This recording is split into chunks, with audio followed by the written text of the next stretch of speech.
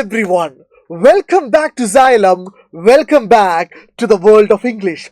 My name is Nasser Faruddin, Faculty of English, and I will be helping you cover the entire syllabus for your upcoming English examination. So if you haven't subscribed to the channel yet, do subscribe for the upcoming videos and updates. Okay, so ladies and gentlemen, since we have introduced each other, let's begin the procedure. And in this video, we'll be discussing two important chapters from our core textbook, which are Deep Water and Indigo. Yes, the same chapter related to that Mahatma Gandhi Champaran incident. Yeah, the same, right? And before we are delving into the chapter, I have a request. Actually, this is a disclaimer. If you haven't gone through the chapter, if you haven't read the original text, please do read that at least once, because that is the kind of quality, that is the kind of expertise the examiners are expecting from us. So please do read the textbook and watch the video.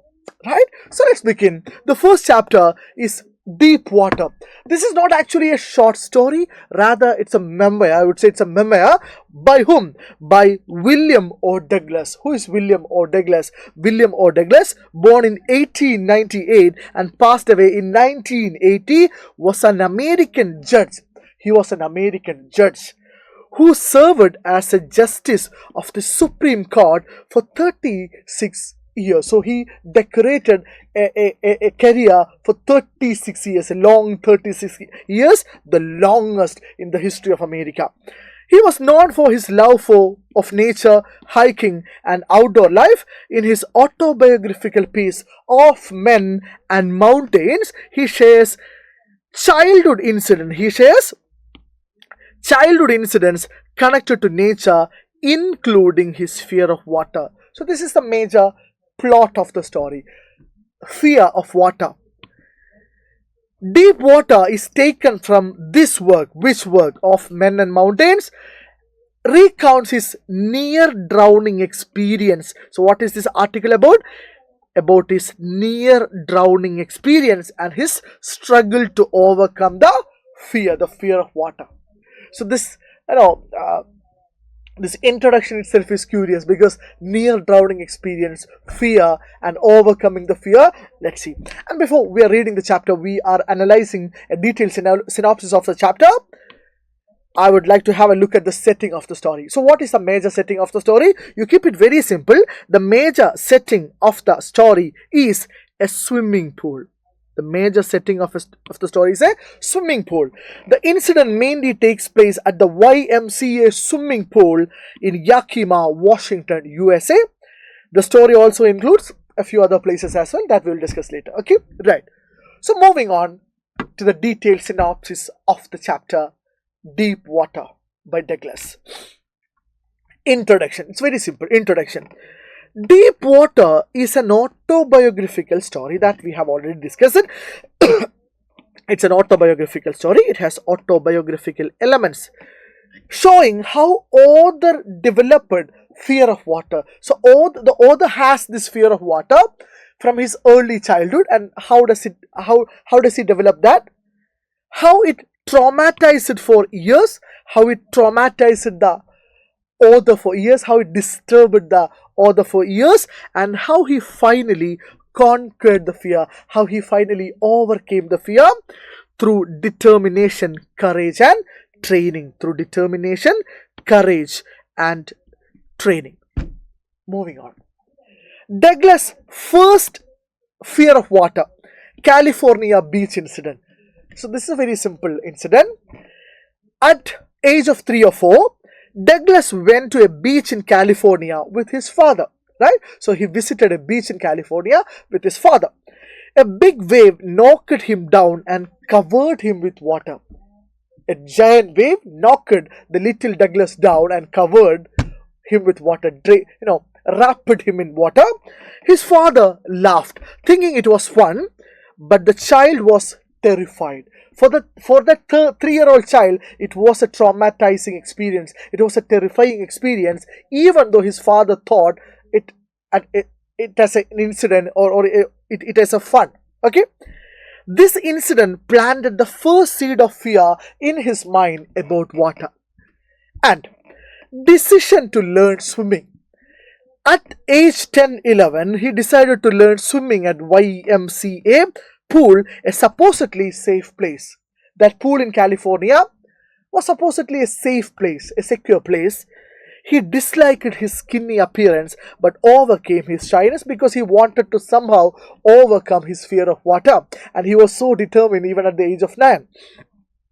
At first, he used water wings and tried to learn by watching others. He tried to copy the style of the elders, the elder boys. Okay, that's how he started learning. But what happened? The terrifying misadventure, the terrifying incident, the unfortunate incident. One day, Douglas went to the pool alone. An older, well built boy, about 18, arrived and mocked him by calling him skinny. So there is always a bully in every gang, right? So there is this 18-year-old boy, well built boy. He ridiculed him, he mocked him by calling, skinny, because Douglas was lean. The boy picked him and threw him into the deep water. Oh my God. The boy picked him and threw him in the deep water, which was approximately 9 feet. The boy had done that for fun. But for the little boy, for the little Douglas, it was a traumatizing experience. Let's see. Douglas sank to the bottom but planned to push himself up and paddle to safely. So he went down, he sank to the bottom, but he was a plan to push himself up and come above the surface of the water. Right. So if you have read the story already, there is this very detailed, elaborated description of all this emotion, all these up and downs. Okay, and his plan failed, but unfortunately his plan failed. He came up slowly, could not breathe, and he panicked. That's an important thing. He panicked while he was coming up. He went down 3 times, he drowned 3 times, he sank 3 times, struggling, choking, suffocating, okay, and struggling for air, and paralyzed by fear. He paralyzed because of fear. The near-death experience. During the 3rd time, Douglas felt blackness covering him. Douglas felt a blackness is covering him. No fear, no panic, because he's somewhat ready to surrender in front of death. A strange peace, like going to sleep. He was about to die, and he was at a juncture where he was ready to accept his death, the imminent death. He lost consciousness and was rescued by people at the pool. But fortunately, he was rescued by people. The boy claimed he was fooling, but Douglas had almost died. The boy, the 18-year-old well-built boy, the bully boy, was claiming he was doing it for fun. He was fooling around the boy. But Douglas had almost died. Almost, not yet. Aftermath, long-term trauma. Aftermath, the result of what happened earlier. It was a long-term trauma. For days he trembled and cried. For days he trembled. He cried. The fear became a psychological handicap.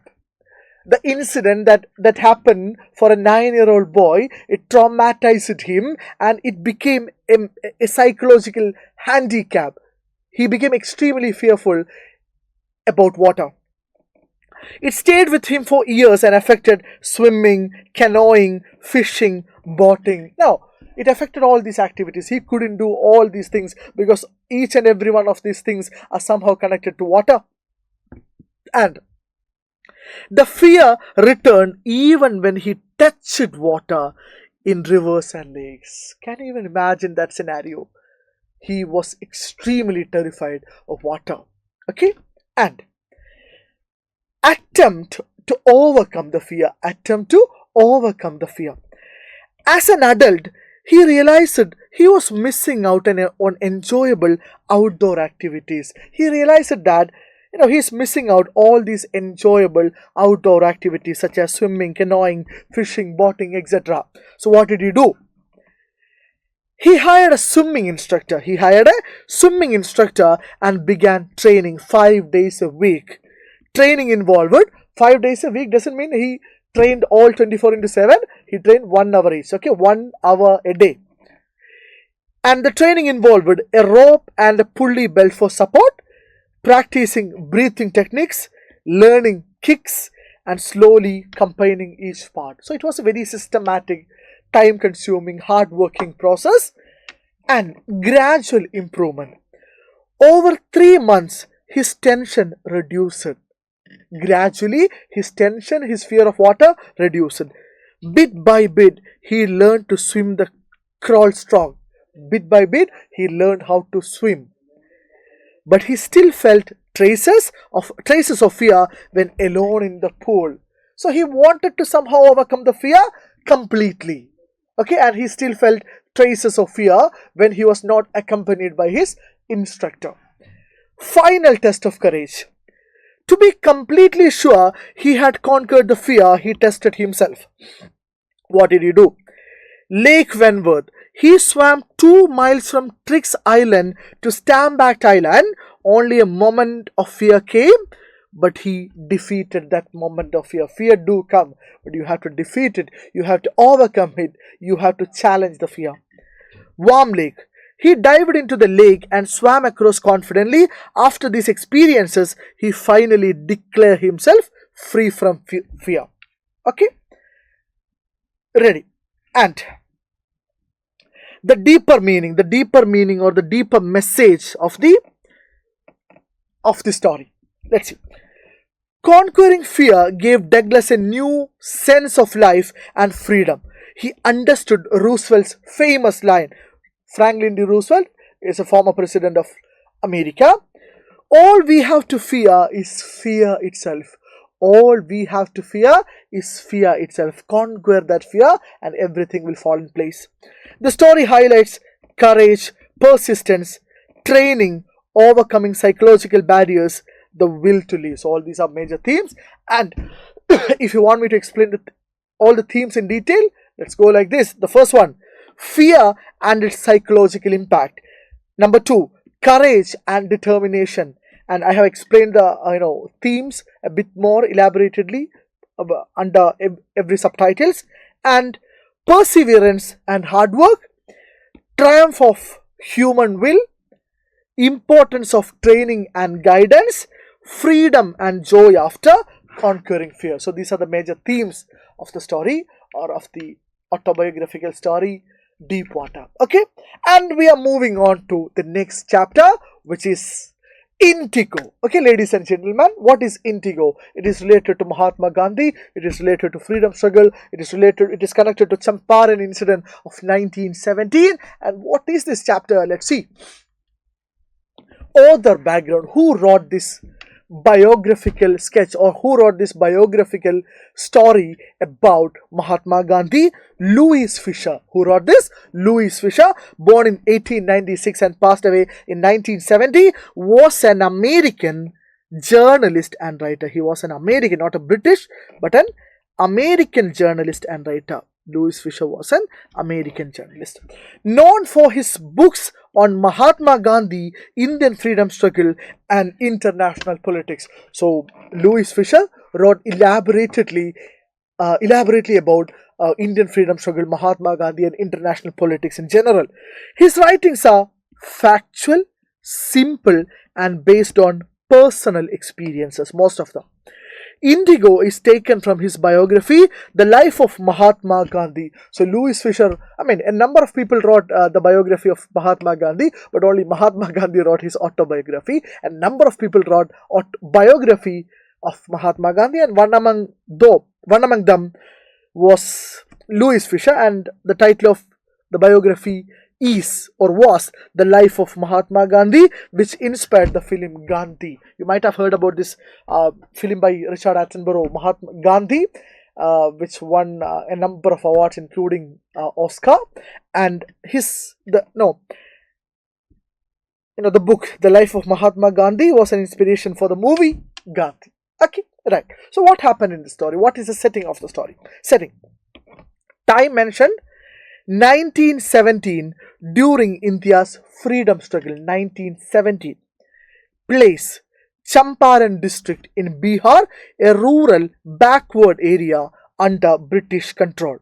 Background of the story: peasants were forced into sharecropping. I'll explain what sharecropping later. Growing indigo on 15% of their land and giving the crop to British landlords. Atmosphere: oppression, fear, poverty, illiteracy. Okay, so these are the atmosphere. Moving on. Synopsis of the chapter. Introduction to the chapter. Louis Fisher narrates Gandhi's first major civil disobedience movement in India. This is a factual thing. Gandhi's first civil disobedience movement in India. Okay, so it's a general knowledge question. Which is Gandhi's first civil disobedience movement in India? Champaran, Bihar, 1917. So Louis Fisher narrates the incident that happened in Champaran in 1917. The incident became a turning point in Gandhi's life and India's struggle for freedom. So it was a great turning point. It was a landmark incident in the history of India, in the history of Gandhi's struggles for Indian freedom, everything. Raj Kumar Shukla's role. In the very beginning of the chapter, we will be introduced to a particular person, a real life person named Raj Kumar Shukla. Let's see who Raj Kumar Shukla and how he catalyzed, everything, all these incidents. Raj Kumar Shukla is a simple, poor, determined sharecropper from Champaran. What do I mean by sharecropping? Sharecropping is a process, or sharecropping is a system in which farmers, the poor farmers, will farm in the land of Britishers or in the land of British landlords, and they will give a portion of their crops, a share of their crops to the landlords as the fee, as the charge. They will not give the money directly. Instead, they will give a share of their crops to the landlords. And Raj Kumar Shukla is a sharecropper from Champaran, Bihar. He approached Gandhi at the Congress Convention 1960 in Lucknow Congress Convention. Raj Kumar Shukla approached Gandhi for what? Followed Gandhi everywhere until he agreed to come to Champaran. So in Champaran, there is this problem for sharecroppers, and there is this insult, there is this, problem faced by sharecroppers, and Rajkumar Shukla wanted Mahatma Gandhi to address this issue. And Rajkumar Shukla is a symbol of persistent struggle of the oppressed peasants. Peasant means farmers, poor farmers. Gandhi's early investigation. Gandhi first visited Muzaffarpur to collect facts, stayed at a government school teacher's house, an act of courage in those times, because in those times, government school teachers will not or did not support people who are fighting for Indian freedom struggle. Lois briefed him about the exploitation of peasants and their excessive fees. Lois briefed him about the exploitation of peasants by the landlords and their excessive fees. Excessive fees charged by Lois, including Dr. Rajendra Prasad, who became the first, president of India. Gandhi disapproved of taking high fees and believed fear removal was more important than court cases. So Gandhi disapproved of taking higher fees from peasants. And who is taking this fees? Who is taking this fees? Indian lawyers. Indian lawyers in the name of supporting, peasants in the cause. But Gandhi disapproved that practice of extracting big fees from the lawyers, and he believed fear removal was more important than court cases. Gandhi believed that we want to remove the fear from peasants about the landlords, and it is more important than the court cases. The sharecropping system. What is this sharecropping system we have mentioned? Peasants were forced to, not peasants were asked to, peasants were forced to grow indigo on 15% of their land. Peasants were forced to, cultivate indigo on 15% of their land.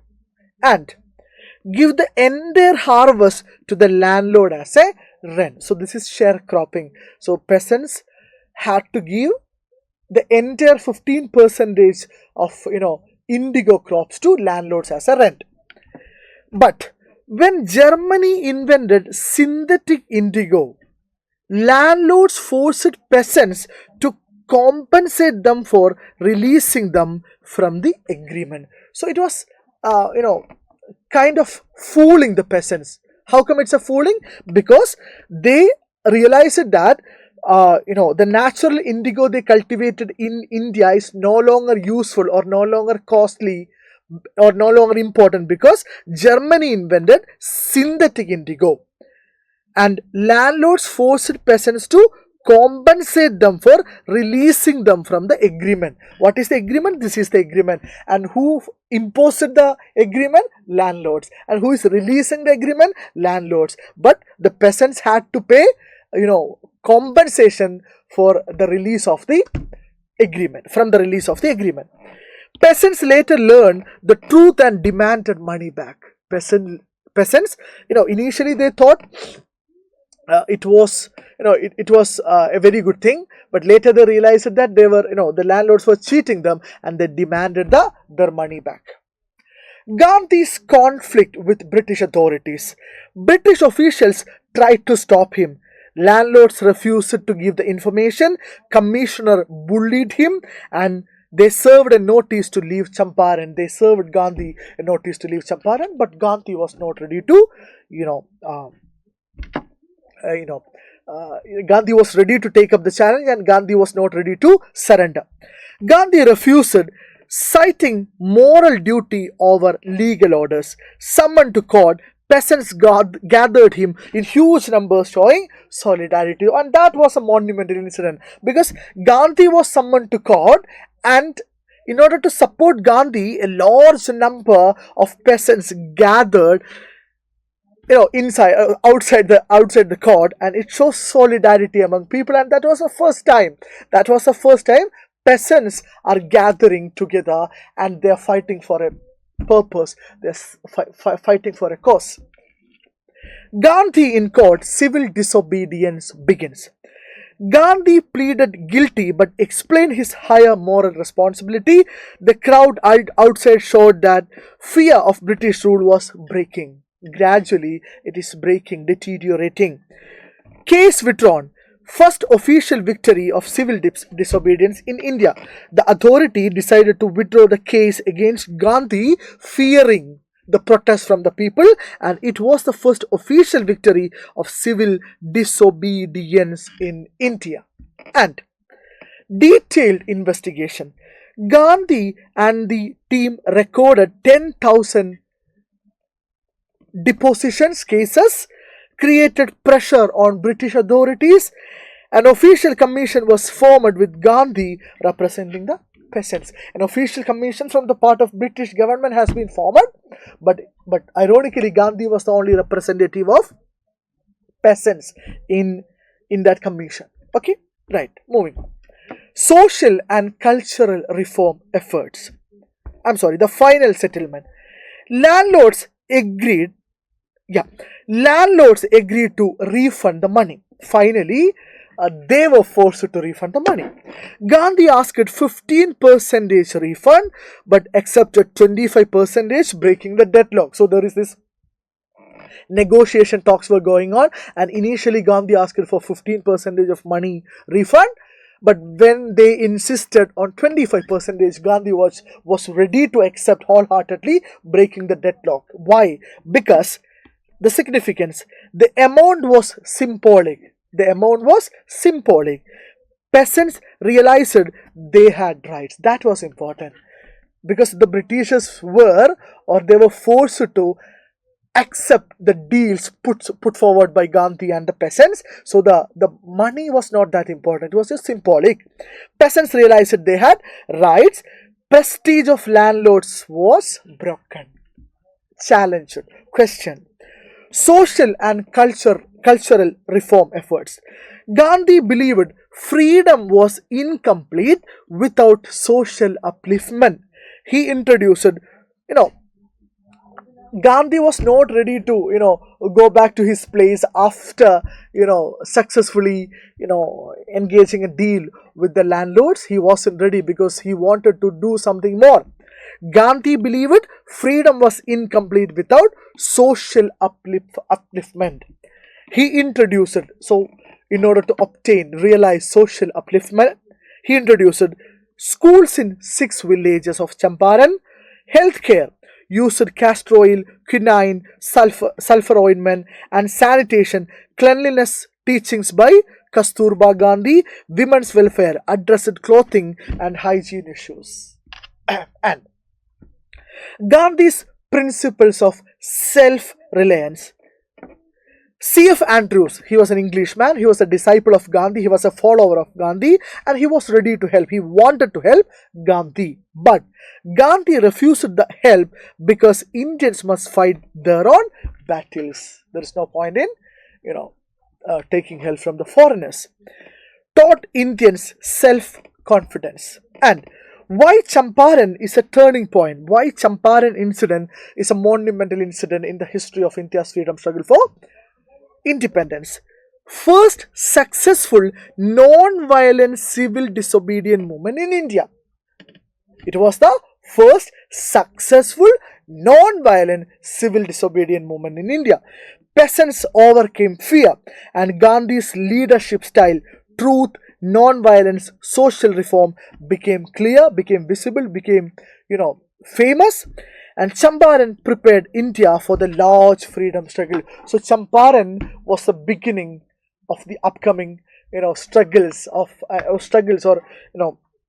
civil disobedience movements of Gandhiji. Okay, so it was very important, it was very crucial. Okay, so that's all, everybody. Thank you for watching, and you can check the description box for the chapter test. I have included a chapter test in order to check your comprehension of whatever things we have discussed in this video. So please do check and attempt that examination, and you may also join our free WhatsApp community in order to avail free handwritten notes. This is completely free, and you don't have to worry about your security and privacy and all those things. It will be protected, and join the group and study with us. So thank you, everybody, for watching. I'll see you in the next video.